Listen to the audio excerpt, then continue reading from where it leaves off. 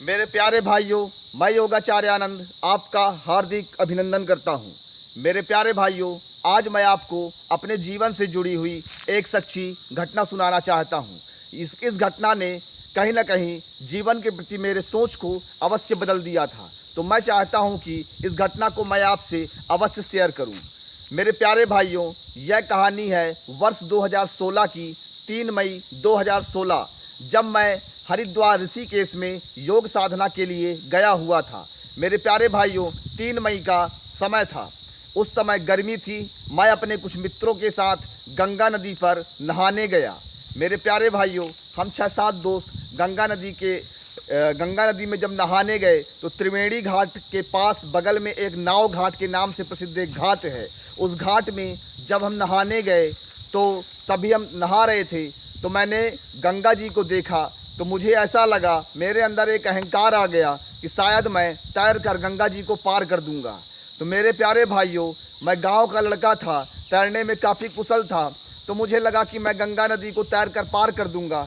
मैंने जाकर उसकी बहाव का मुआयना किया तो गंगा नदी का बहाव मुझे थोड़ा सा धीमा प्रतीत हुआ। तो मुझे लगा कि शुरू से लेकर लास्ट तक पूरा बहाव ऐसा ही होगा। तो मैं इसी आशा और विश्वास के साथ मन में संकल्प किया कि आज मैं गंगा नदी को पार करूंगा और अपने दोस्तों के बीच कहीं ना कहीं एक हीरो जैसा एक व्यक्तित्व बनाऊंगा कि मैंने गंगा जी को पार किया है, और ये मेरे जीवन का एक इतिहास जैसा भी हो जाएगा।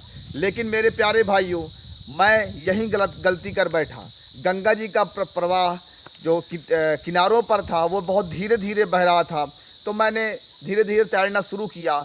मैंने खूब तेज़ी से तैरना जब प्रारंभ किया और धीरे धीरे जब मैं तैरते तैरते थोड़ा बीच में गया तो वहाँ अचानक से मुझे गंगा नदी की धारा बहुत तेज़ महसूस हुई। मेरे प्यारे भाइयों, एक पल के लिए मेरा मन डर गया कि ये क्या हो रहा है, लेकिन फिर भी आशा और विश्वास रखते हुए कि मैं इस नदी को अवश्य पार करके रहूँगा, मैंने और जोर लगाई। जोर लगाते लगाते लगभग 80% मैंने गंगा नदी को पार कर दिया था, जिसकी दूरी कम से कम 300 मीटर की रही होगी। तो उस दौरान मैं थक भी गया था, क्योंकि ऋषिकेश एक पहाड़ी एरिया है, हिमालय से लगा हुआ है, इसलिए वहाँ का पानी ठंडा है और बहाव तेज है। तो मैं थक भी गया था। लेकिन अब गंगा नदी में जो बहाव था और उसकी जो भंवरें थी वो बहुत ज़्यादा बढ़ गई, और मैं उन बहाव के साथ मैं बह निकला। और मुझे कुछ याद नहीं है भाइयों, मैं गंगा नदी में बहाव के साथ बहता चला जा रहा था। करीब मैं 1 किलोमीटर तक बह गया था। मैं बहुत ज़्यादा डर गया था। अब मेरी तैराकी की कोई भी कला मेरे काम नहीं आ रही थी, क्योंकि वो भंवर जो है वह लगातार मुझे चारों दिशाओं में घुमा रहा था। तो मैं एक दिशा में ध्येय बनाकर आगे बढ़ भी नहीं पा रहा था। मैं काफ़ी भयभीत हो गया था। मुझे मन में आया कि आज मैं नहीं बचूंगा, मेरी लाश इस गंगा नदी से बाहर निकलेगी। लेकिन उसी पल मैंने गंगा मैया को, मुझे याद है वह समय जब पूरे मन से मैंने बहते हुए डूबते हुए गंगा मैया से प्रार्थना किया था कि हे मैया, आज मेरी प्राणों की रक्षा करिए, आज मुझे बालक समझकर क्षमा करिए और मुझे जीवन दान दीजिए। मेरे प्यारे भाइयों, उसके बाद में भंवरों में बस ऊपर नीचे मुझे कुछ दिखाई नहीं पड़ रहा था कि मेरे साथ क्या हो रहा था, क्योंकि लगातार मैं डूब रहा था, निकल रहा था। वहाँ बहुत तेज़ मात्रा में भंवर थी, बहुत ज़्यादा भंवर था, बहाव बहुत तेज़ था। लेकिन अचानक से मुझे एहसास हुआ कि मैं एक तट में करीब 10 मीटर की दूरी तक पहुंच आया हूं। फिर से मेरा आत्मविश्वास बढ़ा और मैं धीरे से जाकर उसके किनारे को पा गया। लेकिन मेरे प्यारे भाइयों, एक बात मेरी समझ में नहीं आया कि जब मैं डूब रहा था उस समय गंगा जी के एकदम बीचों बीच था, भंवर में था, फिर अचानक से मैं कैसे किनारे के पास आ गया था।